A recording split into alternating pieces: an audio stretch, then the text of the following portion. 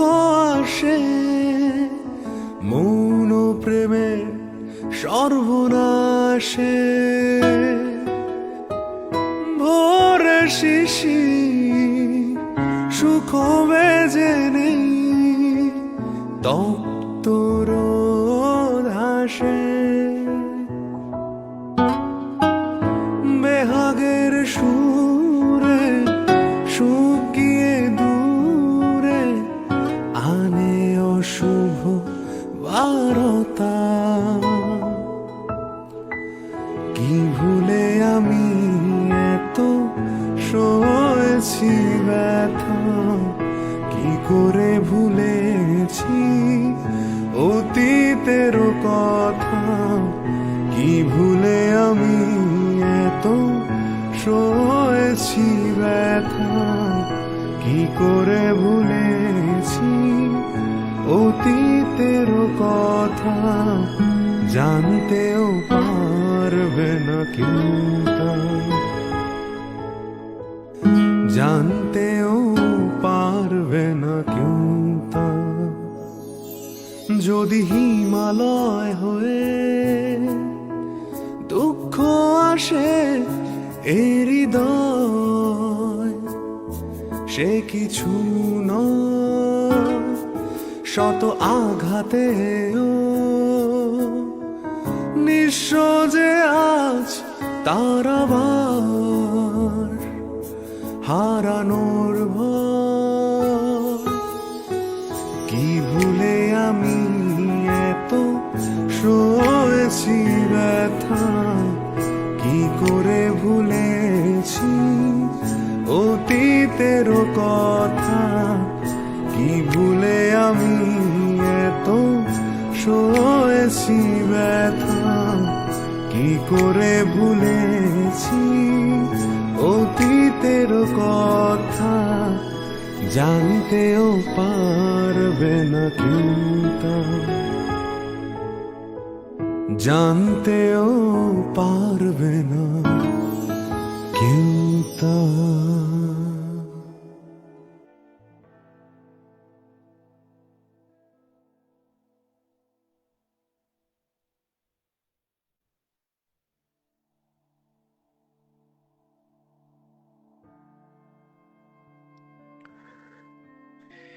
Basically ভালোবাসার কোনো নির্দিষ্ট সংজ্ঞা নেই। আহ প্রেম হতে পারে প্রেমিকার সঙ্গে, প্রেম হতে পারে প্রেমিকের সঙ্গে, কিংবা প্রেম হতে পারে স্রষ্টার সঙ্গে। তবে এখন বর্তমান সময়ে যে ভালোবাসা নিয়ে আমাদের মধ্যে অনেক কথা হয়, অনেক জল্পনা কল্পনা, আসলে এই ভালোবাসাটা কিন্তু এখন আহ পুরোটাই প্রেমিক বা প্রেমিকা কেন্দ্রিক হয়ে উঠেছে, এবং ওইটাকে ঘিরে কিন্তু মানুষের অনেকগুলা স্বপ্ন, অনেক কথা, অনেক দ্বন্দ্ব, অনেক কিছু। তবে ভালোবাসার সংজ্ঞা অনেকের কাছে অনেক রকম। এখন কার কাছে কেমন ভালোবাসার সংজ্ঞা? ভালোবাসার সংজ্ঞা কিন্তু কারোর কাছে অনুভূতি, কারোর কাছে কমিটমেন্ট, বা কারোর কাছে দায়বদ্ধতা, কারোর কাছে বাবা মার ভালোবাসাটাই হচ্ছে শ্রেষ্ঠ ভালোবাসা, কারোর কাছে ভালোবাসাটা হচ্ছে শ্রদ্ধা, সম্মান বোধের, কারোর কাছে ভালোবাসার মানুষটা হচ্ছে অনেক গুণের, বা ভালোবাসাটাকে তারা লালন পালন করে প্রকাশ করতে চায়। কারোর কাছে ভালোবাসার মানুষ বা ভালোবাসাটা হচ্ছে আবেদনময় একটা সম্পর্ক। ভালোবাসা কারোর কাছে হচ্ছে অক্সিজেনের মতো। ওয়েল লিসেনার্স, আমি আরজে কবির আছি আজকে আপনাদের সাথে রেডিও 16 এর অফিসিয়াল ফ্যান পেজ থেকে। অ্যান্ড আপনারা আজকে দেখতে পাচ্ছেন, আমাকে শুনতে পাচ্ছেন লাভ লেটারের প্রথম পর্বে। আর ক্যাপশন শুনে কিন্তু অলরেডি আপনারা বুঝেই গেছেন যে আসলে আজকে কি হতে চলেছে। আজকে ভালোবাসার গল্প তো হবেই, বাট ভালোবাসার গল্পের থেকে আমরা আসলে বাস্তবিক কোন একটা ঘটনা জানবো। অ্যান্ড আজকে আমাদের অতিথি হচ্ছে রাহা। আসলে রাহার লাইফে এমন কিছু ঘটনা আছে যেটা হয়তোবা অনেককে অনেক কিছু ভাবতেই বাধ্য করতেই পারে, এটাই স্বাভাবিক ব্যাপার। বাট সত্যি বলতে সবার জীবন এক হয় না, বা সবার জীবন কিন্তু এক হবেও না। আপনার আর আমার জীবন কখনোই এক না, কখনোই এক না, আর কখনোই এক হবেও না। রাইট। সো যেটাই বলছিলাম, আমি একদমই দেরি করব না। আমাদের গেস্ট যে আছেন সে কিন্তু অলরেডি আমাদের ভার্চুয়াল স্টুডিওতে চলে এসেছেন অ্যান্ড মানে অলরেডি অপেক্ষা করছে। বাট তাকে আর বেশিক্ষণ অপেক্ষা করাবো না। তাকে আমি ডেকেই নিচ্ছি আমাদের সাথে। সো রাহা, কেমন আছেন? জি, সিফাত ভাই ভালো আছি। আপনি ভালো আছেন? আমি তো ভালো আছি। Thank you so very much যে আপনি আমাদের সাথে এসছেন, আমাদের এই শোটাতে এসছেন এবং আজকে আপনি এইখানে আপনি আপনার লাইফের ছোট্ট হোক, বড় হোক একটা ঘটনা বা এই ঘটনাটা আপনি আমাদেরকে শোনাতে চেয়েছেন। বাট আমি মানে শুরু করার আগে আমি একটা জিনিস জানতে চাইবো যে আপনাকে কেন মনে হলো আপনার কাছে যে আপনি আজকে আমাদেরকে এই আপনার ঘটনাটি শোনাবেন? হুম, আসলে আমাদের ঢাকা শহরটাতে মানে অনেক মেয়ে বা অনেক ছেলেরা যে স্বপ্ন নিয়ে আসে অন্য কোনো জায়গা থেকে, তাদের নিজেকে হচ্ছে গুছিয়ে নিতে, সাজিয়ে নিতে, মনে হচ্ছে সফল হতে, তাই না? এই সফল হওয়ার যেই জার্নিটা, এই জার্নিটার মধ্যে মানে একটা মফস্বল শহর থেকে আসে একটা মেয়ে বা একটা ছেলে বা যে কেউ যেই সমস্যাগুলো ফেস করে, আমি ওগুলো হচ্ছে একটু শেয়ার করতে চাচ্ছি যে সবার লাইফ বা সবার জার্নি সেম হতে পারে যে আমার চাইতে কারোটা ভালো বা আমার চাইতে কারোটা খারাপ, মানে আমি ওটা শেয়ার করতে চাচ্ছি এইটুকুই। ধন্যবাদ আপনাকে। আপনি এতটুকু সাহস করে আপনি আমাদের সাথে এসছেন শেয়ার করার জন্য। অবশ্যই আমরা শুনবো। তো তার আগে আমি জানতে চাইবো যে বর্তমান সময়ে আপনি কি করছেন? এখন কোথায় আছেন এবং কি করছেন আপনি? এখন আমি তো ঢাকাতেই আছি। আমি হচ্ছে এখন বনিতে থাকছি। আর আমার একটা অনলাইন বিজনেস আছে। আর এটার সাথে হচ্ছে আমি একটা জায়গায় চাকরি করছি। ওটাও হচ্ছে চালিয়ে যাচ্ছি। ওকে। তারপর আপনার পুরো সময় কেমন কাটছে? ভালো। এখন আমার আসলে অনেক ভালো কাটছে। আগের চেয়ে অনেক ভালো। বলবো না যে মানে এখন কোনো সমস্যা চলছে না বা খুব ভালো, বা আমি এটা বলবো যে আগের চেয়ে যথেষ্ট ভালো। তো আমি একদমই যেটা বলবো আপনাকে সেটা হচ্ছে যে আপনি কোথা থেকে শুরু করতে চাচ্ছেন? আপনি চাইলে আপনি শুরু করতে পারেন। আমি আছি আপনার সাথে এবং অবশ্যই আমাদের যারা লিসেনার্সরা আছে তারাও আছে। সবাই শুনবে। সো আপনি বলতে পারেন। আগে হচ্ছে সিফাত ভাই আপনাকে ধন্যবাদ জানাবো যে আমাকে এরকম একটা প্রোগ্রামে হচ্ছে ডাকার জন্য, ইনভাইট করার জন্য। তো আমি যেখান থেকে স্টার্ট করছি সেটা হচ্ছে আমার ছোটবেলার স্টোরি থেকে। যে আপনি যদি এটা বললেন ভাইয়া যে ভালোবাসাটা আসলে প্রেমিক প্রেমিক হতে পারে, ভালোবাসাটা আসলে বাবা মার সাথে হতে পারে, ভালোবাসাটা শ্রদ্ধার সাথে হতে পারে। আমার জীবনে আমার প্রথম ভালোবাসা আমার বাবা। হু, হু। হয় না যে ছোটবেলা থেকে মেয়েদেরকে হচ্ছে একটা আহ মানে বাংলাদেশে যে একটা খুব মানে বদ্ধ একটা পরিবেশে বড় করা হয় বা হচ্ছে স্ট্রিক্ট একটা ভাইব দেওয়া হয় তার ফ্যামিলি থেকে। ফরচুনেট হচ্ছে আমি এরকম কোনো কিছু স্কুল ছোটবেলা থেকে, যেহেতু হচ্ছে আমার বাবা মার হচ্ছে লাভ ম্যারেজ ছিল। তারা দুইজনই হচ্ছে দুইজনের কর্মক্ষেত্রে সফল এবং যে কোনো একটা চাকরির ক্ষেত্রে হচ্ছে তাদের পরিণয়, মানে সরি প্রণয় তারপর পরিণতি। বাট তারপরে যেটা হয় যে আমার একটা বড় ভাই হয়, সে আমার জন্মের আগে মারা যায়। এবং এটা হয় যে বাংলাদেশ সমাজে আহ, মহিলাদেরকে মানে ওয়াইফদেরকে একটা মানে মানে স্টেরিওটাইপ একটা ব্লেম করে দেওয়া হয় যে যে কোনো কিছু হয়েছে এটা মেয়েটার দোষ। তো আমার কখনো দোষ না দিলেও আমার দুবারের যে ব্যাপারটা আছে তারা খুবই হচ্ছে বলবো যে কিছু ফ্যামিলিতে যে নিজেদের চাই একটা জীবনযাপন করে, কিন্তু সেটা শুধুমাত্র নিজেদের বেলায়, এটা তাদের বাড়ির মেয়ের বেলায় কিন্তু বলতে পারে না। এরকম কোন একটা ফ্যামিলি থেকে আমার বাবা দেন হচ্ছে আমার মাকে বিয়ে। তো যখন সে বিয়েটা করে তখন আসলে দুই পরিবারের কেউ রাজি ছিল না। তারপর বিয়েটা হয়। তো বিয়েটা হওয়ার কিছুদিনের মধ্যে আমার দাদা মারা যায়।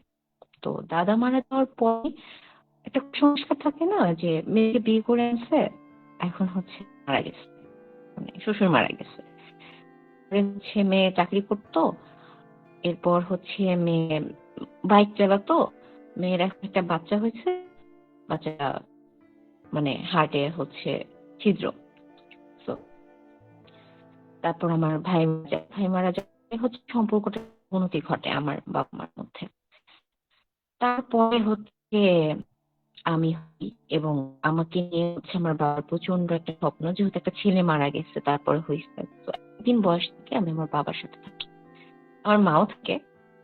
তো আছে না যে খুব বাচ্চাদেরকে খুব আদর করে যেভাবে মানুষ করা হয়, খুব আদর করা হচ্ছে, শাসন করা হচ্ছে, এরকম একটা ভাইব ছোট থেকে আমার ছিল আর কি। আমার বাবা খুব মানে এরকম এক মানুষ ছিল যে মানে এখন দেখেন যে মেয়েদের পোশাক নিয়ে কত ধরনের কথা বলা হয় না, যে এই পোশাক পরলো কেন, ওই পোশাক পরলো কেন, এইভাবে চলতেছে কেন, এরকম কোনো কিছুই ছিল না। মানে তার আরো কথা ছিল যে আহ, মেয়ে হইছে, বাট মেয়েকে হচ্ছে মানে একটা ছেলে মারা গেছে তারপর হয়েছিলাম, তো তো আমাকে মানে ইন্ডিপেন্ডেন্স হচ্ছে বড় করা হয়েছে।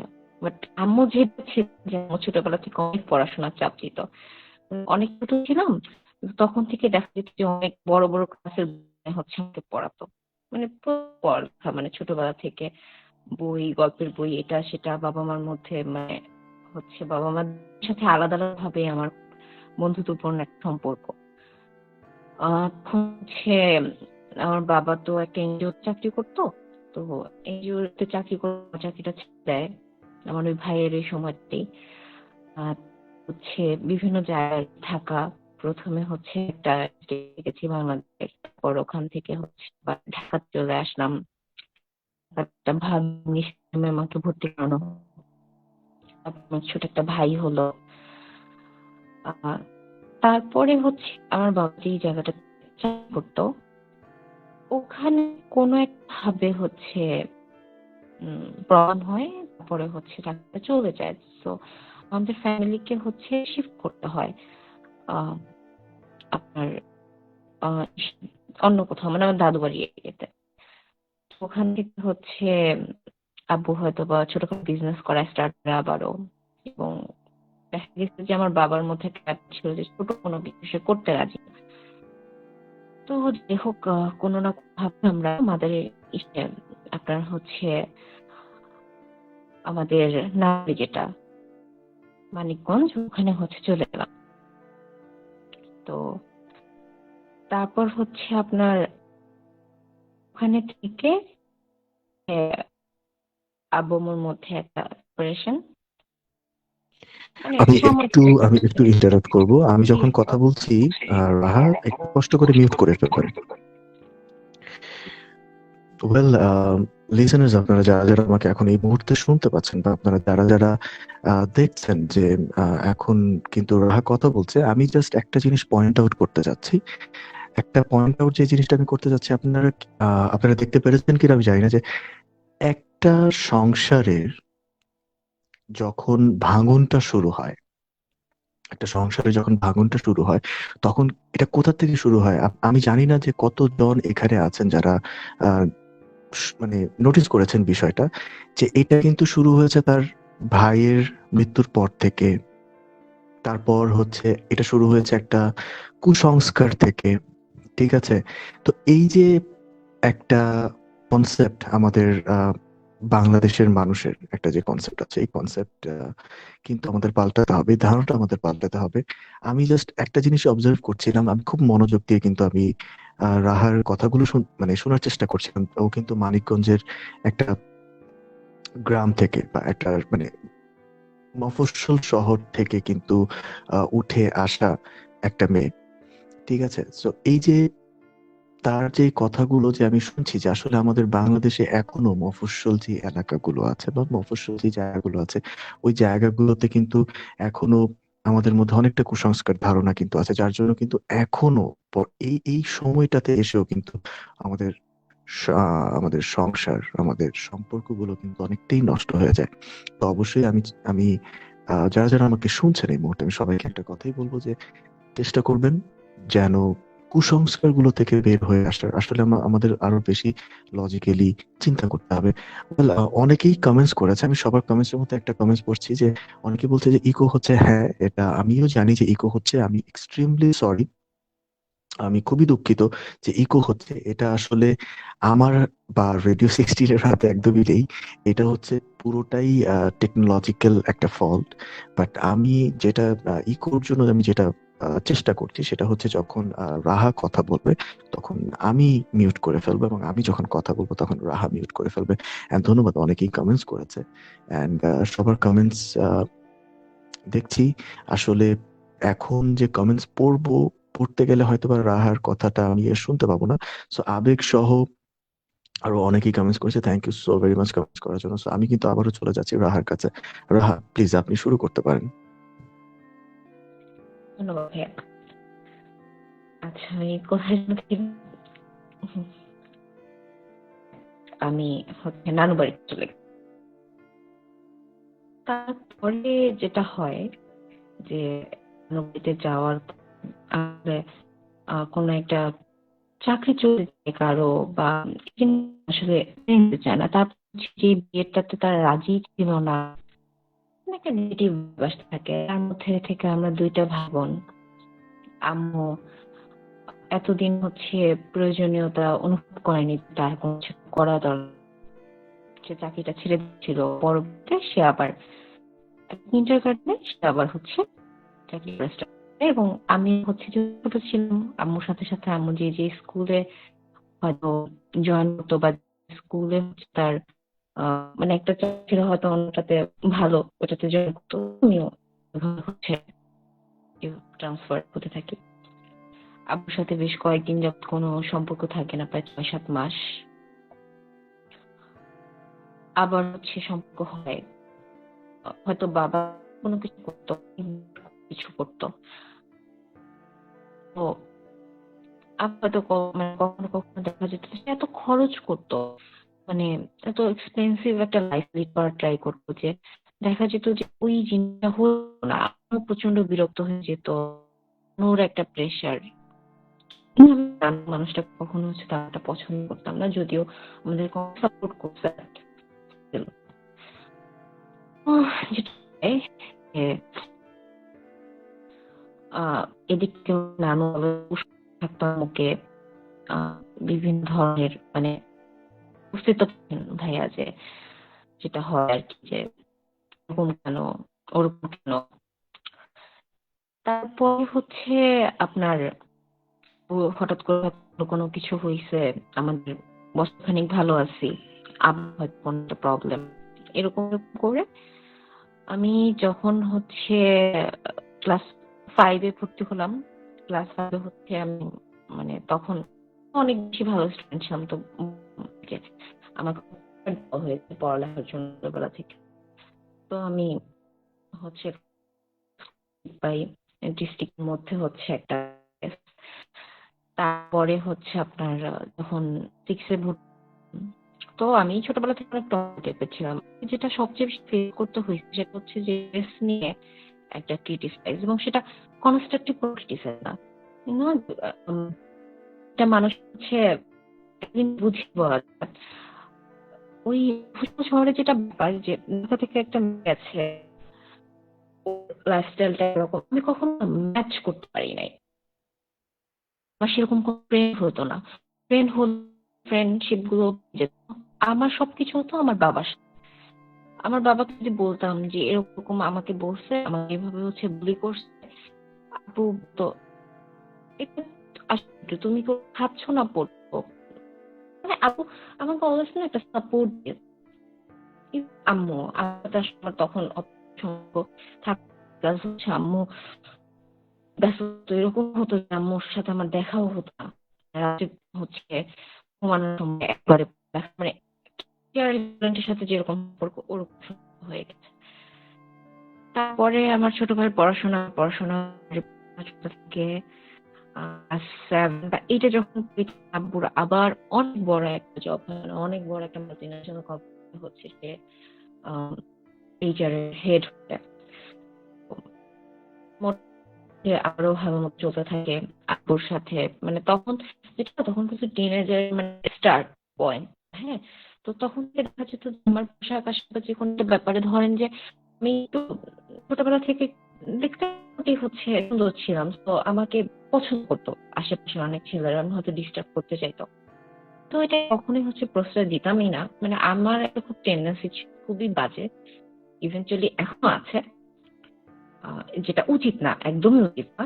আমি এটাকে কখনোই হচ্ছে সাপোর্ট করব না যে আমি ছেলে মানুষদেরকে কখনোই কোনো মানুষের পর্যায়ে ভাবতাম না, মানে একটা টাইম পর্যন্ত। মানে আমি এত হচ্ছে ছিলাম যে মানে আমার মনে হতো হ্যাঁ আমি ছেলে, মানে আমার লাইফে ছেলে দরকার আছে বা এরকম কোনো কিছুটা আমার কখনো মনে হতো না। ড্রেস আপ বলেন বা যেটাই বলেন, খুব টম্বয় ছিলাম। ধরেন আমাকে তো কেউ কোনো কিছু এসে বলতেই পারতো না, থাপ্পড় থাপ্পড় যা আছে আমি। তারপর ধরেন যে আমার বান্ধবীদের কোনো কিছু বলবে, ওইটাও বলতে দিতাম না। এমন আছে যে আমি একটা জায়গা ক্রস করে যাচ্ছি, পাশে দু তিনটা ছেলে হচ্ছে গল্প করতেছে, ওই দেখ আসতেছে, এই কাছে গেলে কুত্তা কেউ করবে। তো এরকম একটা ব্যাপার হয়েছে। তো তারপর হয় আমি যখন ক্লাস 10 এসএসসি ক্লাসে হচ্ছে স্কলারশিপ দিলাম, পেলাম। তারপরে ক্লাস 10 এ হচ্ছে তখন পর্যন্ত সবকিছু ঠিকঠাক ভালোই। যে আমাকে যেটা হতো, বাবাকে যদি আমি গিয়ে বলতাম, যদি আমার মনে হতো যে না এই ছেলেটাকে হচ্ছে করছে, ওকে আমি যতটুকু বলছি ততটুকু আমার হচ্ছে না, আমি আমার বাবাকে গিয়ে, আব্বু তখন গিয়ে দেখা যেত যে একদম ওই ছেলেটা আব্বার বাসায় বা হচ্ছে প্রোটেক্ট করতো অনেক। আর সো আমার বাবা এরকম একটা মানুষ ছিল যে আমাকে খুব ছোট বয়সে হচ্ছে ফোন কিনে দিতে। কেন কিনে দিছে? যাতে আমি একা না থাকি, বাসায় যাতে ফিল না করি। যখন সে হচ্ছে ফ্রি হতো আমার সাথে ঘন্টার পর ঘন্টা হচ্ছে কথা বলতো। আর আমাদের এত কথা বলার প্রসঙ্গ ছিল যে মানে শেষ হতো না। কখন রাজনীতি, কখন হচ্ছে আপনার অর্থনীতি, এটা সেটা, মানে প্রচন্ড হচ্ছে আমরা গল্প করতাম। তো তারপর যেটা হয় যে এসএসসি পরে ওই টাইমটাতে আব্বুর জবে আবার হচ্ছে প্রবলেম হয়। আব্বু তখন চিন্তা করতেছে যে আর একটা হচ্ছে একটা বিজনেস স্টার্ট করবে বা এমন কিছু, সামহাও ওটাতে একটা ফল করে। তো করার পরে আমি তখন হচ্ছে ইন্টারমিডিয়েটে ফার্স্ট ইয়ারে হচ্ছে কেবলমাত্র ভর্তি হয়েছি। আর সবচেয়ে যেটা হচ্ছে তখন আমার কাছে দুঃখের ব্যাপার যেটা ছিল যে আব্বুর চলে যাওয়ার কারণে বা না থাকার কারণে আমি আর ওখান থেকে এসে শিফট করে ঢাকাতে যে ভর্তি হবো ওটা হতে পারিনি। সো আমার মধ্যে খুব বিরক্ত করতো যে আমি এখনো হচ্ছে এখানে রয়েছে। আমি এমনিতেই ম্যাথ পারতাম না, ফ্রেন্ড সেরকম হতো। তারপর আমার সমস্ত ফ্রেন্ডরা চলে আসছে ঢাকাতে, খুব ফ্রাস্ট্রেটেড হয়ে যেতাম। তারপর আব্বু আম্মুর মধ্যে ঝগড়া, মানে এত বিরক্তির একটা সময় কাটছে তখন। তখন আমি বুঝতেছি যে এই সম্পর্কটা না মানে টিকবে না কোনোভাবে, কোনো একটা খুব বাঁধনের কোনো একটা সিচুয়েশন হয়ে যাবে আব্বু আম্মুর মধ্যে। তো ওই টাইমে আমার জীবনে প্রথম হচ্ছে প্রেম আসে। আমি এটাকে ঠিক ভালোবাসা বলবো না, কারণ হচ্ছে যে আমি বললাম যে আমি কলেজে ভর্তি হলাম তখন কো এডুকেশন ছিল, এতক্ষণ গার্লস স্কুলে পড়ি, আর সমস্ত ফ্রেন্ডরা চলে আসে ঢাকাতে, ফ্রেন্ড সার্কেল সব ঢাকাতে। তো যেটা হতো ওখানে হচ্ছে আমাকে তো এমনিতে হচ্ছে ভয় পেতো, মানে যে কোনো কিছু বলবে, কোনো কিছু হচ্ছে রেকমেন্ড করবে বা ফ্রেন্ডশিপও করতে আসবে, দুই তিনবার চিন্তা করতো। তো এই ছেলেটাকে দেখতাম কথা বলতো না, একদম চুপচাপ থাকতো, তো আমার কাছে বেশ বিরক্ত লাগতো। ছোট ছিলাম, মনে হতো কি ব্যাপার, আমাকে সবাই এত অ্যাটেনশন দিচ্ছে, এই ছেলেটা মানে কথা বলে না কেন। মানে যখন হচ্ছে ফ্রেন্ডের সাথে যখন গেলাম, তারপর দেখলাম যে ফ্রেন্ডরা যখন চলে আসছে ঢাকাতে, ও একা, আমিও হচ্ছে ওখানে একা পড়ে গেছি। তখন দেখলাম ও আমার সাথে কথা বলতো। দেখা যেত যে অনেক মেয়েদের একটা ব্যাচ হচ্ছে ফিজিক্স বা কেমিস্ট্রি, তখন একা একটা ছেলে পড়তেছে আমার সাথে। তো আমি তখন ওর সাথে কথা বলতাম, বেশ ভালো একটা ফ্রেন্ডশিপ। এবার এর আগে ক্লাস 9 বা 10 আমার 2-3টা ফ্রেন্ড হয়েছে যখন প্রাইভেট পড়তাম একটা টিচারের কাছে, ওই থ্রুতে বেশ একটা ছেলে ফ্রেন্ড হয় এবং ওরা সবাই চলে আসছে ঢাকাতে। তো ওই ছেলেটার সাথে কথাবার্তা বলতাম। ও আবার অনেক হচ্ছে যেটাকে বলে বাংলা ভাষায় বাল আমি কথা। আরেকটু ইন্টারাপ্ট করব আপনাকে ছোট্ট করে। আম, যেটা আমি জানতে চাচ্ছিলাম সেটা হচ্ছে মানে এইখান থেকেই কি আপনার ভালোবাসার জীবনটা শুরু? হ্যাঁ, এখান থেকেই আমার জীবনের তথাকথিত ভালোবাসার জীবন শুরু। আমার বাবা মার মধ্যে হচ্ছে সেপারেশনের একটা চলছে। আচ্ছা, আমি যদি আপনাকে আরেকবার জিজ্ঞাসা করি, প্রশ্ন করি, সেটা হচ্ছে যে মানে এই যে ভালোবাসার শুরুটা এটা বেসিক্যালি কেন? এটা কি হচ্ছে আপনার ফ্রাস্ট্রেশন থেকে বা বাবা-মার মধ্যে যে একটা দ্বন্দ্ব ওটা না, না, থেকে? না, না, না, একদমই না। কোনো ভালোবাসা তখনো স্টার্ট হয়নি আমার মধ্যে থেকে। আমি ওকে অ্যাজ এ ফ্রেন্ড হিসেবেই দেখতাম।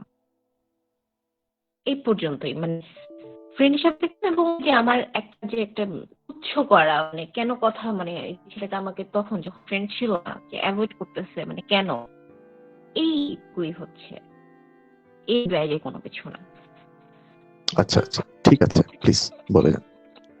আর তো তারপরে যেটা হয় যে দেখা গেল যে আমার 2 দিন কোচিং এ ভর্তি হয়েছে।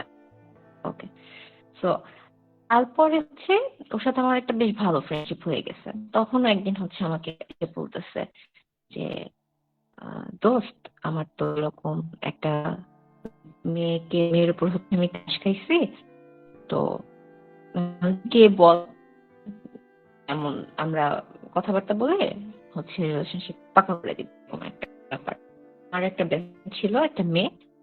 সো এটা দেখা যেত কি যে আমাকে হচ্ছে খুব প্রায়োরিটি দিচ্ছে, এবং আমার বান্ধবীটাকে খুব মানে প্রায়োরিটি দিচ্ছে না, মানে ওর সাথে কথা বলছে না। ধরেন যে আমার সাথে বসছে একটা বেঞ্চে, তখন হয়তো আমাকে জিজ্ঞাসা করছে যে হ্যাঁ, কি ব্যাপার, তোর ফোন নাই? তো আমি বললাম যে না, আমার ফোন হচ্ছে হারিয়ে গেছে। তোর বয়ফ্রেন্ড নাই? আমি বললাম যে না, আমার বয়ফ্রেন্ড নাই। বলছে এই যুগে সবার বয়ফ্রেন্ড থাকে, তোর বয়ফ্রেন্ড নাই? আমার বয়ফ্রেন্ড নেই। তো ওকে ফাইন, তুই তো এলিয়ান। আচ্ছা ঠিক আছে, এলিয়ান পড়াচ্ছে সময়। So, দেখা যেত যে আমাদের মধ্যে খুব ভালো একটা ফ্রেন্ডশিপ হয়েছে, এবং ওর একটা ক্রাশ, এবং ওই ক্রাশটাকে এটা জানার জন্য আমার যে বান্ধবী সে পুরো পাগল হয়ে গেছে কে একটা, এবং সে একটা ইসে আসলো, সিদ্ধান্তে আসলো যে আমি হচ্ছি আমার crush। তো এখন হচ্ছে সে আমাকে বলছে যে হ্যাঁ দেখ, এটাই হচ্ছে, এই যে ও বলছে না যে ও কাউকে পছন্দ করে, এটা তোকে পছন্দ করে। তো আমি গেছিলাম যে কে বলতো তোকে এই সমস্ত আজগুবি কথাবার্তা। So, তুই দেখ, তুই ট্রাই করে দেখ, তুই বিয়ে করতে পারবি মধ্যে। ওকে ফাইন, এখন হচ্ছে আমাদের একটা মিশন যে কাহিনীটা কি, কি স্টোরি। তো এরকম হচ্ছে ওর থেকে বের করবো যে জিনিসটা কি। তার মধ্যে আবার কি হয়েছে, আমার বার্থডে চলে আসছে। তো আমার ফ্রেন্ডদেরকে ইনভাইট করছি, তো ওকে করছি। তারপরে সবাই একটা গিফট নিয়ে আসছে, বার্থডে কোনো গিফট নিয়ে আসে নাই। তো সে আসলে এসে বললো যে এই আমি তো গিফট আনি নাই, কিন্তু আমি কিন্তু খেয়ে যাবো তোর বাড়িতে। তো ওকে ফাইন, ঠিক আছে, কোনো সমস্যা নাই, খা, প্রবলেম কি। ওকে, তারপরের দিন বলতেছে এই আমি কিন্তু আজকেও গিফট কিনি। আমি বললাম, সমস্যাটা কি? গিফট কিনোস না কিনোস না, এটা আমাকে বারবার বলতেছিস কেন? তারপরে বলতেছে যে তুই কি রাগ হয়েছিস? আমি বললাম, না আমি রাগ হইনি, আমি তো ফকির না। তো এরকম হচ্ছে কথাবার্তা চলতো। তারপরের দিন হচ্ছে আমি কোচিং এ জাস্ট ঢুকবো, ও আমাকে ডাক দিল, এই ঠিক আছে। তো আমার বললাম যে কি হয়েছে, দেরি হয়ে যাচ্ছে তো, কোচিং এ ঢুকবো। তখন ও বলতেছে দাঁড়া, তোর জন্য একটা জিনিস আছে। বললাম, তোকে না মান করলাম যে আমার কোনো গিফট লাগবে না, এই জাস্ট বলবো, তখন করছে কি পিছন থেকে একটা ললিপপ না আমার সামনে দিছে। That was the first moment যে কোনো একটা ছেলে আমাকে সাহস করে কোনো কিছু একটা দিচ্ছে। তো এর আগে, হ্যাঁ এর আগে তো দেন এরকম না, আমার বাসার জানলা দিয়ে হয়তো কেউ লাভ লেটার দিয়ে চলে গেছে, কেউ হয়তো একটা ফুল দিতে চলে গেছে, কেউ একটা ফুল দিতে আসছে আমাকে, আমি ছিঁড়ে ঠিড়ে একদম রাস্তার মধ্যে ঠেলে ঠেলে দিচ্ছি। 7-8 পড়তাম তখন। তো তো ফ্রেন্ড এখন ওটা তো আর ফেলে দিতে পারি না। আমার না জিনিসটা ভালো লাগছে। লাগা পর্যন্ত, যদি হুম। ভালোবাসা এটা বলবো না। তো তারপর যেটা হয় যে ও দেখি একটার পর একটা অনেকগুলো চকলেট বের করতেছে। তো আচ্ছা, জিনিসটা আমি চকলেট অতটা পছন্দ করি না, যদিও তারপরে জিনিসটা আমার কাছে ভালো অ্যাপ্রোচটা। তো আমি নিজেকে প্রশ্ন করলাম যে কি ব্যাপার, আমার এই জিনিসটা তো ভালো লাগলো কেন, হোয়াটস দ্য ম্যাটার। তারপরে হচ্ছে আহ, ওকে আমি আর কিছু বলি নাই, আমার ফিলিংস যে হয়েছে হয়তো একটু ভালো লাগছে আমার মধ্যে।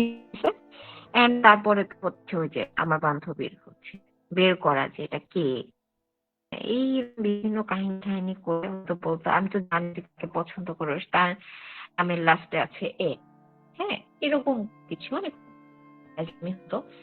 এমনও হচ্ছে ও তার বেস্ট ফ্রেন্ড ছিল, ও হচ্ছে মুড়ি খেতে অনেক পছন্দ করতো। তো আমি হয়তো দেখা গেছে যে আমি একটু বিরক্ত হয়ে গেছি ওর ঝালমুড়িতে এত মরিচ হুম। নিয়ে হয়তো বা চলে গেছি, এখন খা।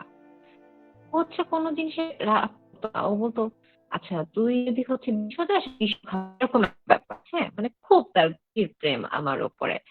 বাট তখনও মুখ দিয়ে কিছু বলে নাই। একদিন রাতে ওর সাথে আমার কথা হচ্ছে এই সময়, ও তখন হচ্ছে নানু বাড়ি বা দাদু বাড়ি কোনো এক জায়গাতে গেছে। তো আমি বলছি যে দেখ, আমার হচ্ছে কলেজে একটা রেপুটেশন আছে, আর তুই যে হচ্ছে আমাকে মানে তুই যাকে পছন্দ করিস, হ্যাঁ, এটা কিন্তু আমি বুঝতে পারছি যে কাকে পছন্দ করিস, আর তার সাথে তোর কোনোদিনও কিছু হবে না।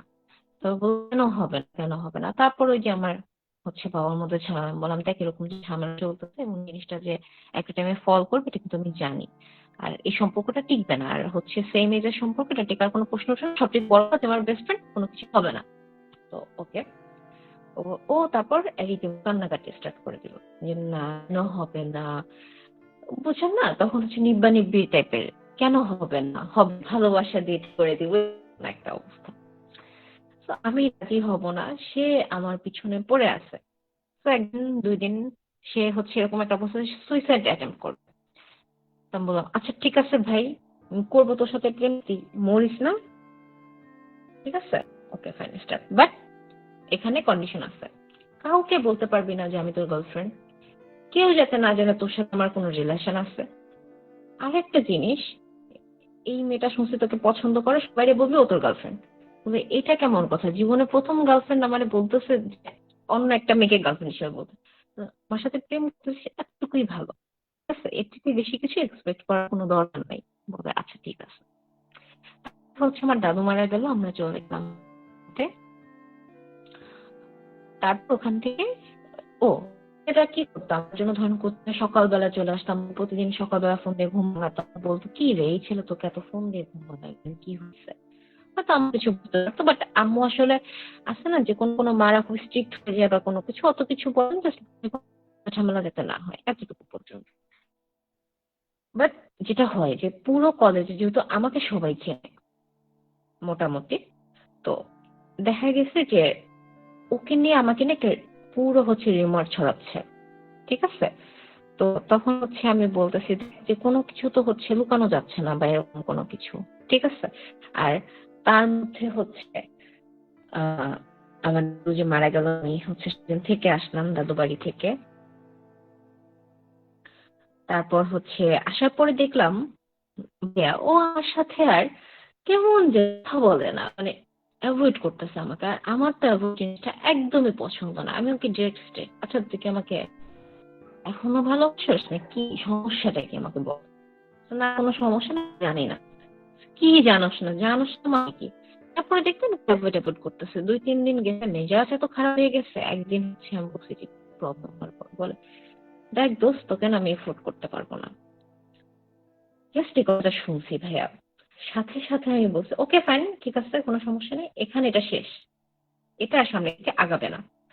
এটা বললে আমার তো অবস্থা পুরো খারাপ হয়ে গেছে। ওই দিন মনে হয় প্রথম আমি 3টা হচ্ছে ঘুমের ওষুধ কিনলাম জেদে, খুব বেশি টা না, জাস্ট ঘুমাবো এর জন্য হচ্ছে কিনে প্রচন্ড পরিমাণে ফ্রাস্ট্রেট হয়ে আমি ঘুমাই গেলাম। তারপরে হচ্ছে দেখা গেল যে 2-4 দিন পরে হয়তো অন্য কেউ আমাদেরকে নিয়ে বিভিন্ন ধরনের কথাবার্তা বলতেছে, আবার বলতেছে যে ও তো আরেক মেয়ের সাথেও প্রেম করে, এই সেই বিভিন্ন স্টোরি আমি শুনি। আবার দেখা যায় যে একই কোচিং এ পড়তাম, তো আমাকে টিস করতেছে, স্যারেরাও হচ্ছে ওকে নিয়ে আমাকে নিয়ে বিভিন্ন ধরনের কথাবার্তা বলতেছে। এরকম একটা অবস্থা যে এরকম করতেছি না কিছু না, বাট ঝামেলা আমার পিছু ছাড়ে না। এবং তার উপর হচ্ছে আমার প্রথম হচ্ছে রিলেশন হবে, এটা নিয়ে তো আমি হচ্ছে প্রচন্ড পরিমাণে আপনার ফ্রাস্ট্রেটেড ছিলাম যে আমার ফার্স্ট রিলেশন এরকম একটা মানুষের সাথে হলো। আমি একটা জিনিস বলে গেছি, আমি খুব ছোট থাকতে 3 বছর না 4 বছর থাকতে একটা ছেলের প্রচন্ড পরিমাণে ক্রাশ, বুঝছেন? ওই ছেলে হচ্ছে ওই ছেলে আমি ঢাকাতে থাকতাম আর কি, দেখতাম যে হচ্ছে আমাদের বাসার নিচে হচ্ছে খেলতেছে, ব্যাডমিন্টন খেলতেছে। আমি তখন 1 বছর, 4-5 বছর, ছেলেটাকে এত পছন্দ করতাম। এরকম একটা অবস্থা হয়েছিল যে ছেলেটার নামও জানতাম না, হয়তো নাম জাস্ট জানছি আর কোনো কিছু না, চেহারা আমার মনে নেই, বাট ওকেই আমি মনে প্রাণে হয়তো ধারণ করে দিচ্ছি একবারে হচ্ছে ওই আমার ফার্স্ট রিলেশনশিপটা আগ পর্যন্ত। সো একটা কল্পনার এক মানুষের সাথে হচ্ছে আমার এতদিন রিলেশন ছিল, যাকে আমি দেখতাম না, জানতাম না, চিনতাম না, কোনো কিছু না। আর এরপরে হচ্ছে ফার্স্ট রিলেশনশিপটা ব্রেকআপ হলো, বাট পেইন মানে টর্চারটা আমার আপনার হচ্ছে। কাছে একটা প্রশ্ন আছে রাহা। সেই প্রশ্নটা হচ্ছে, আমি যে প্রশ্নটা আপনাকে আজকে করব সেটা হচ্ছে যে আপনাকে একটু মিউট করতে হবে।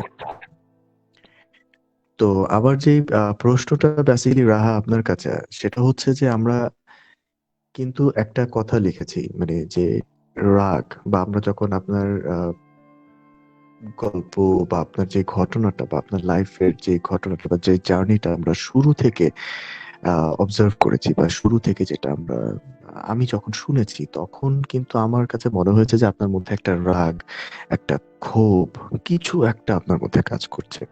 তো সবকিছু বাদ, ঠিক আছে, কিন্তু আমার কাছে যদি মনে হয় যে আমি যদি জানতে চাই, সেটা হচ্ছে যে আপনার লাইফে আপনার জীবনে আপনি এখন মানে এই যে বর্তমান সময় অবধি আপনি আহ, কয়টা সম্পর্কে জড়িয়েছেন, এবং কোন সম্পর্ক থেকে আপনি কি পেয়েছেন, এবং আপনার স্যাটিসফ্যাকশন বা আপনার স্যাটিসফ্যাকশনের জায়গাটা কোথায়, ঠিক আছে, এবং কিসের প্রেক্ষিতে আপনি সম্পর্কগুলোতে জড়িয়েছেন, এবং আপনার ভেতরে যে একটা ইগো ছিল, বাট কিছুক্ষণ আগে যেমন আপনি একটা কথা বলেছেন যে শুরুতেই আপনি একটা কথা বলেছেন, সেটা হচ্ছে যে আপনার ছেলেদের প্রতি আপনার একটা অনীহা আছে, বা ছেলেদেরকে আপনি কখনোই একটা মানে যে আমরা যেটাকে বলি আর কি পাত্তা দেয়া, ছেলেদেরকে আপনি কখনোই ওভাবে পাত্তা দেননি।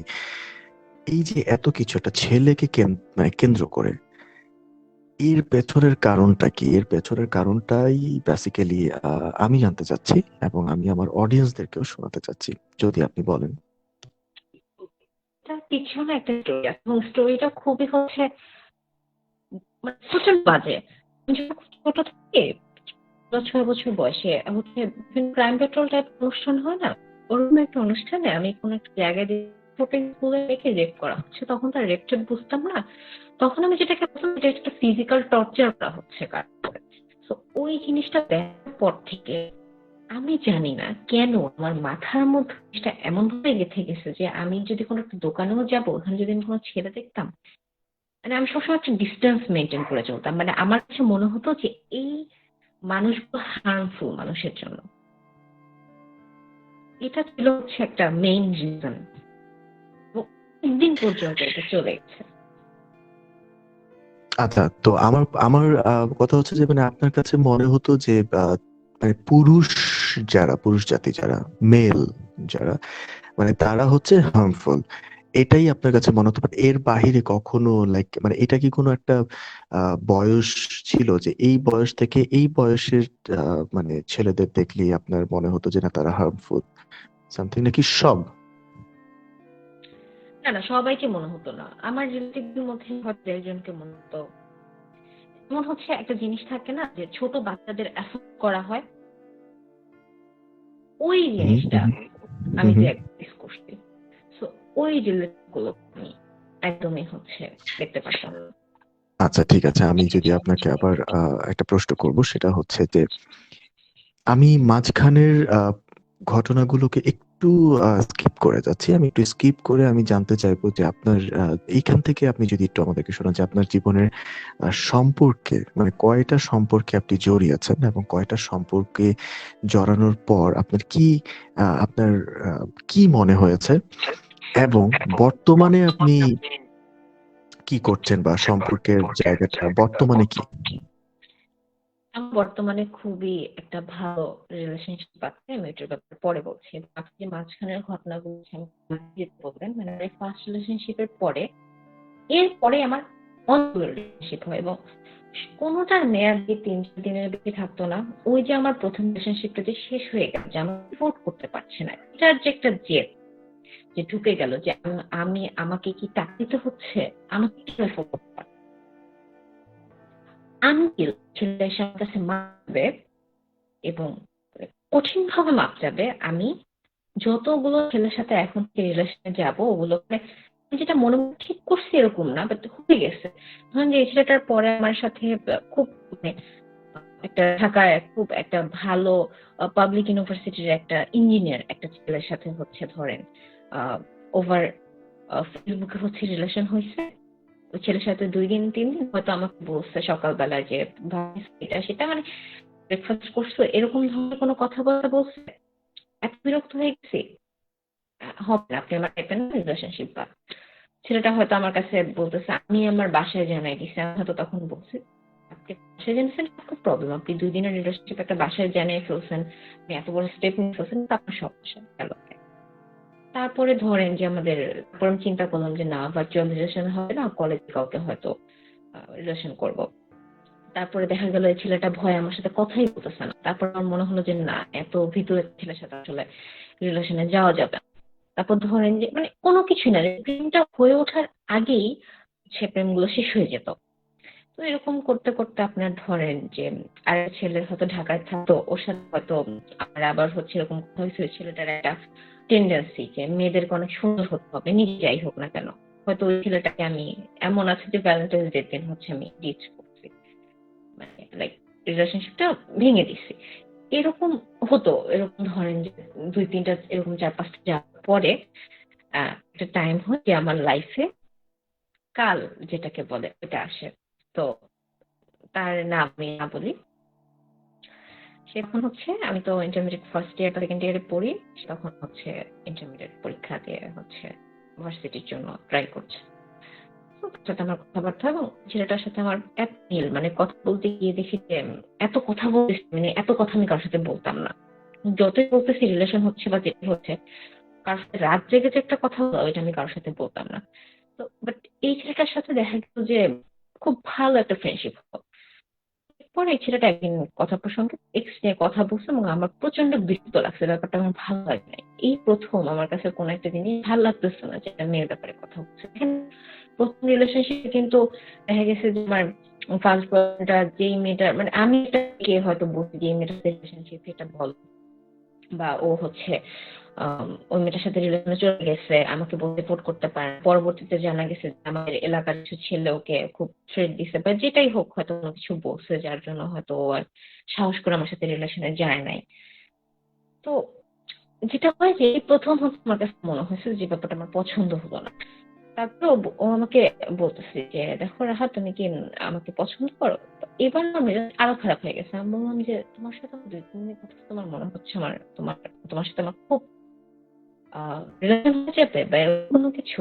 এবং আরেকটা কথা আমি আপনাকে বলে রাখছি, প্রত্যেকটা রিলেশন যেটা হয়েছে যে আমি কোনো একটা ছেলে কিন্তু একটা ফলসই দেখছি, এরকম না যে লাইক একদম কোনো কিছু হয় না শুধু শুধু ব্রেকআপ করছে। অবশ্যই এমন কিছু করছে যেটা আমার এত পরিমাণে বিরক্ত লাগছে, যেটা আসলে কোনটা ছেলেকে আমি দেখতে পারেন যে সে নেশাগ্রস্ত বা কিছু হয়তো তার আগে আমি এত কিছু চিন্তা করিনি, হয়তো দিন দিনের রিলেশনে চলে গেছে। এখন তো আমি একটা নেশাগ্রস্ত ছেলের সাথে এটাকে কন্টিনিউ করবো না, তাই না? তো এরকমই কিছু তখন আর মানে আমার কাছে এন্ড অফ দ্য ডে মনে হয়েছে সবকিছু প্রত্যেকটা ছেলে কেমন যেন মানে ভিলেনই হয়েছে আমার স্টোরিতে। তো এরপরে ছেলেটার সাথে আমার কমিউনিকেশন বন্ধ। তারপরে আরেকটা ছেলের সাথে আমার হচ্ছে রিলেশন হচ্ছে ঢাকা কোনো মানে আমার সেম এজের। ওই ছেলেটা আমার কাছে তার 7 বছরের রিলেশনশিপ একদম পুরো গোপন করে আমার সাথে রিলেশন আসছে, আমার সাথে রিলেশন আসছে, তার হঠাৎ করে তার এই ব্যাক করার পরে সে আমাকে এরপর মিথ্যা কথা বলে যেত। আমি না বুঝতে পারি একটা মানুষ মিথ্যা বলছে। আমি তো এমনিতেই ছেলের প্রতি একটা অনীহা ছিল, আমি যেটা কথা দেখি কত দূর যেতে পারো, মিথ্যা বলতে পারো, আচ্ছা ঠিক আছে বলো, কোনো সমস্যা নেই। আর তার মধ্যে হচ্ছে যে ছেলেটার কথা বললাম, ও আবার হয়তো 1 মাস পরে আসলো, এসে করলো কি আমার ফ্রেন্ডকে প্রপোজ করলো। আমি একটু বেস্ট ফ্রেন্ডকে প্রপোজ করলো কিভাবে, মানে এর মধ্যে তো অনেক স্টোরি আছে, ধরেন যে ওদের সাথে কমিউনিকেশন হচ্ছে, মিউচুয়ালি কমিউনিকেশন হচ্ছে, হয়তো সেটা আমার ব্যাপারে জানে না যে আমি মেয়েটার বেস্ট ফ্রেন্ড বা এরকম কোনো কিছু। তো ওদের মধ্যে কথা হয়, ওর খুব ভালো একটা ঘনিষ্ঠ ফ্রেন্ড হয় এবং ওকে প্রপোজ করে, এবং ওই মেয়েটার কাছেও আমার ভালো কিছু জানতে চায়। আমাদের 3 জন সার্কেল হলো এবং আমার রিলেশনশিপটা চলছে, কোনো একটা ভাবে আমি জানতে পারলাম যে মানে জানতে তো আগেই পারছি, মানে আমি কোনো একটা ভাবে বুঝতে পারলাম এই ছেলেটা হচ্ছে টোটালি আমাকে মিথ্যা কথা বলে গেছে এতদিন। ও আসলে রিলেশনশিপ ছিল এতদিন, ডাবল গেম। তো আমি কিছুই বলি নাই, মানে আমি ব্রেকআপ দিয়ে দিচ্ছি, এরকম একটা অবস্থা ছিল। মানে আমার কাছে সবকিছু মনে হয়েছে, মানে এখন আমার মনে হয় যে কারোর প্রতি আমার কোনো আছে না যে ভালোবাসার মানুষটা হারিয়ে গেলে রাহা, একটা আমি একটু ইন্টারাপ্ট করছি। আমরা হয়তোবা ছোট্ট একটা ব্রেকে যাব। ব্রেক বলতে হচ্ছে এটা এরকম কোনো ব্রেক না। এটা হচ্ছে খুবই সাধারণ একটা ব্রেক, এবং আমরা এই ব্রেকটাতে একটা গান শুনে আসবো। অ্যান্ড ঠিক ততক্ষণ পর্যন্ত আপনারা যারা আছেন আমাদের সাথে, তারা অবশ্যই স্টে টিউন টু রেডিও 16। আপনারা অবশ্যই আমাদের সাথে থাকবেন এবং অবশ্যই গানটা এনজয় করুন। এবং গান থেকে ফিরে এসে আমরা আবারও আপনাদের সাথে জয়েন করছি। আমরা তারপর হয়তোবা খুবই ছোট করে ফেলবো, এবং তারপর হয়তোবা আমরা জানতে চাইবো যে আসলে রাহার বর্তমান জীবনে কি ঘটছে, রাহা কেমন আছে, এবং খুবই শর্ট করে হয়তো আমরা তার কাছে জানতে চাইবো যে রাহার জীবনের একটা প্রত্যেকটা মানুষের জীবনে একটা এইম থাকে যে আমি এই জায়গাটাতে পৌঁছতে চাই। তো এই যে এতগুলো ঘটনা, এই এতগুলো ঘটনার পর রাহা আসলে কোথায় পৌঁছতে চাচ্ছে, কোথায় যেতে চাচ্ছে, কি করতে যাচ্ছে, ওই বিষয়গুলো নিয়ে আমরা কথা বলবো। ঠিক ততক্ষণ অব্দি আপনাদের আমার সাথে অপেক্ষা করতে হবে, এবং লেটস এনজয় দিস সং। এটা আসলে একটা বাংলা ম্যাশআপ, সাহস মুস্তাফিজের গাওয়া, এবং বাংলা গানের ইতিহাসে সব থেকে রোমান্টিক গানগুলো নিয়ে বা রোমান্টিক লাইনগুলো নিয়ে হচ্ছে এই ম্যাশআপটা তৈরি করা। আশা করছি আপনাদের কাছে ভালো লাগবে।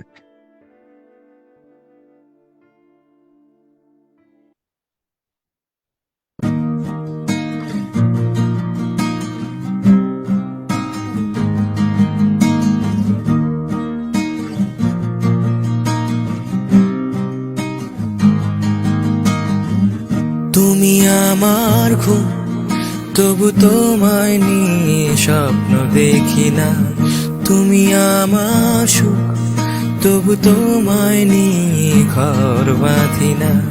তুমি আমার খোলা আকাশ, কখনো সূর্য দেখি না। তুমি আমার দিন থেকে রাত, আমি যে সময় জানি না। এলেই যদি কেন চলে যাবে এখনই, ও তুমি একটু পরে শুরু হবে টিপটি বৃষ্টি, ভিজে যাবে তুমি, ও টিপটি বৃষ্টি, ভিজে যাবে তুমি, ও টিপটি বৃষ্টি। তুমি আকাশের বুকে বিশালতার উপমা, তুমি আমার চোখেতে সরলতার প্রতিমা। আমি তোমাকে গড়ি ভেঙে চুরে শতবার, রয়েছো তুমি বহুদূরে, আমাকে রেখে চলো না। এ হৃদয় ভেঙে গেলে জানো কি তা লাগে না জোড়া। লাগে না জোড়া, যদি হিমালয় হয়ে দুঃখ আসে এ হৃদয়ে, সে কিছু নয় শত আঘাতে ও নিঃস্ব যে আজ তারা হারানোর ভয়। কি ভুলে আমি এত সয়েছি এ ব্যথা, কি করে ভুলেছি অতীতের কথা, জানতেও পারবে না কেউ তা, জানতেও পারবে না কেউ তা। তুমি আর তো কারো নও, শুধু আমার। যত দূরে সরে যাও রবে আমার, স্তব্ধ সময়টাকে ধরে রেখে স্মৃতির পাতায় শুধু তুমি আমার। কেন আজ এত একাই আমি, আলো হয়ে দূরে তুমি,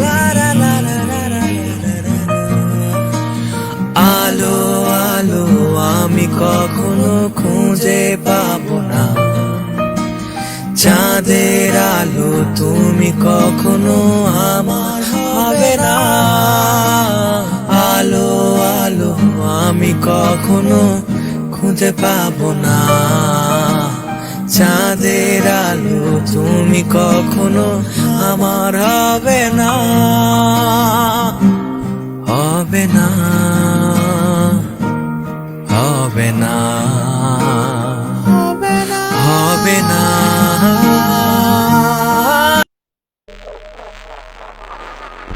Radio 16.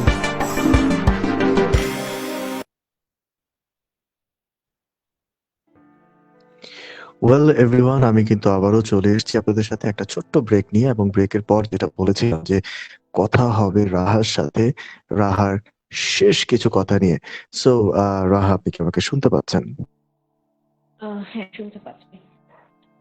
আচ্ছা, তো একদম শেষ যেই কথাগুলো আছে আমার, সেই কথাগুলো আমি আপনার থেকে একটু জেনে নেব। একটু মিউট করতে হবে আপনাকে। তো শেষ যে কথাগুলো আছে সেগুলো আমরা একটু জেনে নিব, যে আমি শুধু এখন সরাসরি চলে আসবো যে আপনার বর্তমান সময়ে আপনি আহ এই যে এতগুলো রিলেশন বা এতগুলো হ্যাসেলস বা আপনার লাইফে এতগুলো প্রবলেম গেছে, সবকিছুকে আমি ধরে নিচ্ছি শেষ হয়ে গেছে। সবকিছু শেষ করে এখন এখন বর্তমানে আপনি কেমন আছেন, কিভাবে চলছে আপনার বর্তমান সময়, এবং হচ্ছে এই যে এতগুলো সম্পর্ক ভাঙা করা, তারপর হচ্ছে একটা রাগ, একটা জেদ, একটা ক্ষোভ থেকে এই যে এত কিছু করা, তো সবকিছু করে আপনি কি পেলেন, আপনার পাওয়াটা কি, পাওয়ার জায়গাটা কি, সবকিছু যদি একটু আপনি একদম নিজের মতো করে শর্ট করে যদি আপনি আমাদের লিসেনারদেরকে শোনান। আচ্ছা, আমি যে মানুষটার কথা বললাম, এই মানুষটার সাথে আমার কিন্তু 5 বছরের সম্পর্কটা চলতে থাকে। এই যে আমি এতগুলো সম্পর্ক হইছে ভাঙছে না, এটা কিন্তু 5 বছর, এবং এই রিলেশনশিপটাতে আমি অনেক ধাক্কা খাইছি। এটাতেই আমি বড় বড় ধাক্কা খাইছি। ধরেন যে আমার বাবার মধ্যে যে সেপারেশনটা হয়ে গেল, হয়ে যাওয়ার পরে যে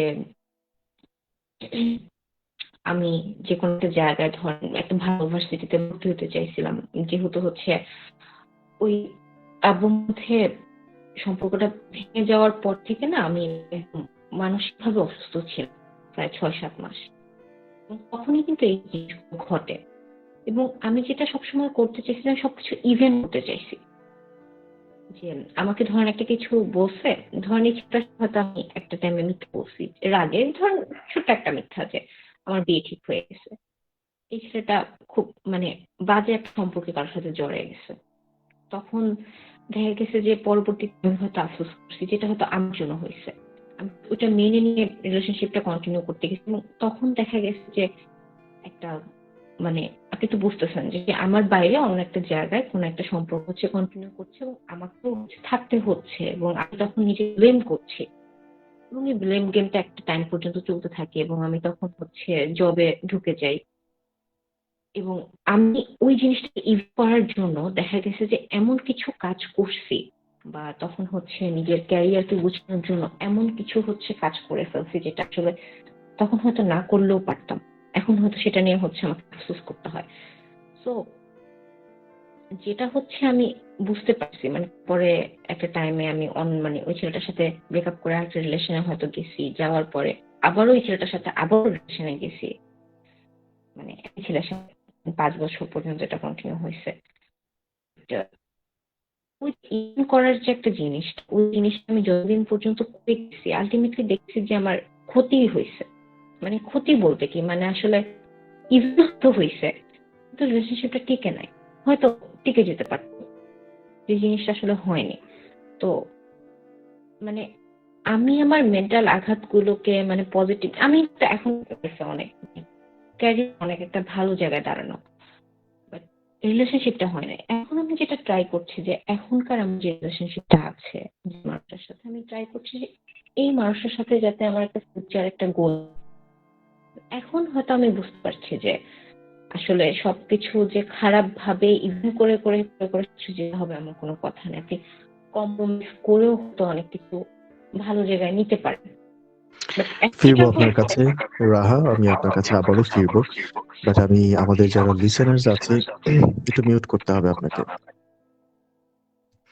আমাদের লিসেনার্স যারা আছেন আপনারা তাদের সবাইকে বলবো যে আপনারা কিন্তু এট আ টাইম আপনারা কিন্তু রেডিও 16 এর লাভ লেটার এই শোটি কিন্তু আপনারা শুনতে পাবেন www.radio16.com, সরাসরি আমাদের অফিসিয়াল ওয়েবসাইটে, অ্যাজ ওয়েল অ্যাজ আপনারা কিন্তু শুনতে পাবেন আমাদেরকে আমাদের অফিসিয়াল অ্যান্ড্রয়েড অ্যাপেও। আমাদের অ্যান্ড্রয়েড অ্যাপটি ডাউনলোড করতে হলে আপনাকে যেটা কষ্ট করে করতে হবে সেটা হচ্ছে গুগল প্লে স্টোরে গিয়ে অবশ্যই আপনাকে টাইপ করতে হবে www.no। আপনাকে যেটা টাইপ করতে হবে সেটা হচ্ছে রেডিও 16 দিয়ে টাইপ করলেই কিন্তু আপনি পেয়ে যাবেন। অ্যান্ড অবশ্যই যেটা বলছিল রাহা কিছুক্ষণ আগে যে এখন কিন্তু সে রিয়েলাইজ করছে যে একটা সময় যে কাজটা সে করেছে সেটা হয়তো বা সে না করলেও পারতো, রাইট? সো এটাই কিন্তু আমার একটা মেসেজ সবার কাছে, সবার উদ্দেশ্যে আমার একটাই মেসেজ দেওয়া থাকবে যে আপনি যেটা এখন করছেন, হ্যাঁ রাইট, সেটা হয়তো বা আপনি একটা বিপদে পড়ে করছেন, বাট একটা জিনিস সবসময় মনে রাখবেন যে অন্ধকারের পরে কিন্তু আলো হয়।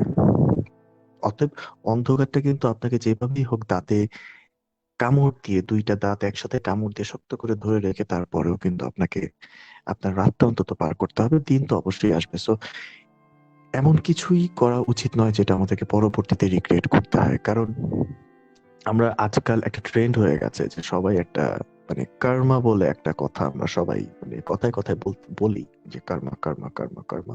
সো অবশ্যই যার যার কর্ম কিন্তু তাকে সেটা ফেরত দিবেই, ঠিক আছে? সো যেটাই হোক রাহা আবারও আপনার কাছে ফিরবো, কিন্তু এবার যখন ফিরবো তো আপনাকে অবশ্যই পরবর্তী যেই পার্টটুকু আপনার বাকি আছে সেটা অবশ্যই আপনাকে বলতে হবে, বলে ফেলুন। এখন যে সমস্যা হচ্ছে যে আমি যখন আমার আগের ঘটনাগুলো আমার রিসেন্ট যে পার্টনার আছে বা রিসেন্ট যে বয়ফ্রেন্ড আছে ওর সাথে যখন শেয়ার করছে, সামহাউ পজিটিভ হয়ে গেছে আমাকে নিয়ে। বা ওর মনে হয় যে আমি যে ঘটনাগুলো আগে রিপিট করেছি আবারও হয়তো করে ফেলবো। টু বি অনেস্ট যে সেরকম কিছু করে না যেটা রিপিট করার মতো। আমি যেটা করছি যে তখন যে একটু ট্রমা ছিল বা তখন যে হচ্ছে সেপারেশনটা আমি নিতে পারিনি বা এই জিনিসটাই হোক না, এটার জন্য হয়তো আমি অনেক কিছু মেস আপ করে ফেলছি, ওই জিনিসটাকে আমি ঠিক করতে যাচ্ছি। হ্যাঁ রিগ্রেট আছে, আর রিগ্রেট নেইও আমার যে হয়তো ওই লেসন গুলো দরকার ছিল। বাট এখন যেটা প্রবলেম সেটা হচ্ছে যে মানুষের ধারণা হচ্ছে চেঞ্জ করার একটু সমস্যা হয়ে যায়, যে বিশ্বাসটা আবার আনা প্রবলেম হয়ে যায়। তো এটাই যে এখন শুধুমাত্র আমি চাচ্ছি যে আমার পূর্বের যে জিনিসগুলো ছিল বা পাস্ট যেটা ছিল এটা যেন আমার প্রেজেন্টকে কোনোভাবে হার্ট না করে। আরেকটা জিনিস, এখনো পর্যন্ত কিন্তু আমার বাবা সেপারেটেড এবং আপনি যদি বলেন যে আমি আমার জীবন কোন ভালোবাসাটাকে মিস করি, তাহলে হয়তো বলবো যে আমার জীবনের প্রথম ভালোবাসা, মানে আমার বাবার ভালোবাসাটাই হচ্ছে আমি miss করি। এবং আমার কোনো একটা পয়েন্টে মনে হয় যে ওই যে আপনি বলেন না যে কারো কাছ থেকে যে ছ্যাঁকা খাওয়া, যেটা হয়তো যে ওই সম্পর্কটাতে আমি ছ্যাঁকাটা না খেতাম হয়তো এরকম কিছু হতো না, বা ওই সম্পর্কটাতে হয়তো ছ্যাঁকা না খেলে বা হচ্ছে আমার বাবা মার সেপারেশনটা না হলে হয়তো এখন আমি যে পর্যায়টাতে আছি এটাতে হয়তো থাকতাম না। তো এটাই যে মানে তো থাকবে, এটাকে কি বলে, মানে জীবনের উত্থান পতন তো থাকবেই, কিন্তু এটাতে আসলে সবকিছু ইভেন না করে আসলে বেটার কোনো কিছু করা উচিত। এটাই আমার মনে হয়। আমি জানি না, মানে শো আর কি শেষের দিকে আমরা চলে ঠিক আসছি আছে, আমি আবারও ফিরবো আপনার কাছে। সো যেটা আমার তরফ থেকে রাহা আপনাকে বলা, মানে আমি আপনাকে যে মেসেজটি দেওয়ার চেষ্টা করব সবার সামনে এবং আমাদের অডিয়েন্স যারা যারা শুনছেন এই মুহূর্তে, সবাইকে সবাইকে সামনে রেখে আমি যেটা বলবো যে হ্যাঁ, প্রত্যেকটা মানুষের জীবনে উত্থান পতন অবশ্যই থাকে এবং একটা সময় গিয়ে আবার সেটা স্টেবলও হয়ে যায়। এবং একটা কথা আমি সবসময় বিশ্বাস করি, সেটা হচ্ছে যে জীবন কখনো কাউকে আহ, বাকি রাখে না। সময়ের সাথে সাথে সবকিছুই তার হিসাব, সবকিছুই চুকিয়ে দেওয়া হয়। এই পৃথিবীটা এই পৃথিবীতেই চুকিয়ে দেওয়া হয়, এটা আমি বিশ্বাস করি। সো অবশ্যই এটাই সত্যি কথা, উত্থান পতন থাকবেই। এবং সেই উত্থান পতনের সাথে অবশ্যই অবশ্যই আপনাকে অনেক কিছু শিক্ষা নিতে হবে এবং এই শিক্ষা থেকে যেটা আপনাকে যেটা বেসিক্যালি যেটা আপনাকে নিতে হবে সেটা হচ্ছে যে আপনি হয়তো বা সেম জিনিসটা কখনোই করবেন না। এবং আমার অডিয়েন্স যারা আছে, আমার লিসেনার্স যারা আছে, আমি সবাইকে একটাই কথা বলবো যে হ্যাঁ, আপনারাও সেম জিনিসটাই করবেন। কখনো এটা চেষ্টা করবেন না যে আমি লাইফে ফ্রাস্ট্রেশনে আছি, আমার কাউকে ধরতে হবে, কাউকে ছাড়তে হবে। হ্যাঁ, যখন যাকে ধরেছেন, হ্যাঁ অবশ্যই ছাড়ার সময় একটা ভ্যালিড কারণ বা একটা রিজন তো অবশ্যই থাকবে। সেই কারণটা অবশ্যই মেনটেন করে আমাদের চলা উচিত এবং কখনোই কাউকে কোনোভাবেই ডাউন যেন আমরা না করি, কখনো কাউকে নিচু দেখানোর চেষ্টা না করি। আমি জানি না আমি কতখানি আপনাদেরকে একটা মেসেজ দিতে পেরেছি রাহার ঘটনাটি থেকে, বাট চেষ্টা করেছি আপনাদেরকে একটা বাস্তব জীবনের বাস্তবিক কোনো চিত্র আপনাদের সামনে তুলে ধরার জন্য। কারণ রাহা রাগে হোক, ক্ষোভে হোক, যে কোনো একটা কারণেই হোক, সে হয়তো বা এটা করে ফেলেছে। এটা তার লাইফের একটা রিগ্রেট, এখন না হোক সারা পরে হলেও আসবে, কিন্তু আসবে। সে সেটাকে ম্যানেজ করে নিবে। বাট আপনারা যারা যারা আছেন বা যারা আমাকে শুনছেন এই মুহূর্তে বা যারা লাভ এটা শুনছেন এখন আমার সাথে বা রাহার সাথে, সবাইকে একটাই কথাই বলবো যে ইয়াস, আমরা সহজে তো অবশ্যই হার মানবো না এবং হার মানাটা আসলে একদমই বাজে একটা বিষয়। হার মানা যাবে না, লাইফের সামনে এগিয়ে যেতে হবে। আর অবশ্যই ভালোবাসা মানেই যে শুধু কাউকে কারোর থেকে আমার নিয়ে যেতে হবে, মানে কিছু পেতে হবে, ইটস নট দ্যাট। এটা হচ্ছে সামথিং যে আমাকে দিতেও হবে। ঠিক আছে? Both ways give and take, give and take জায়গাটা থাকতে হবে। গিভ এন্ড টেকের বিষয়টাও আপনার অবশ্যই প্রত্যেকটা সম্পর্কের মধ্যে থাকতে হবে। কাজ গিভ এন্ড টেক যদি কোনো সম্পর্কের মধ্যে না থাকে, তবে ওই সম্পর্ক কখনোই টেকে না, টিকবে না। এটাই হচ্ছে আমার কথা। সো রাহা, তাহলে আমরা বিদায় নিয়ে নিচ্ছি আজকে, রাইট? আজকে আমরা বিদায় নিয়ে নিচ্ছি এবং যে জিনিসটা আমার বলার সেটা হচ্ছে আপনি ভালো থাকবেন, সুস্থ থাকবেন এবং নিজের যত্ন নেবেন। ঠিক আছে? আপনিও ভালো থাকবেন ভাইয়া, এবং যারা আমাকে এতক্ষণ শুনলেন ভালো থাকবেন এবং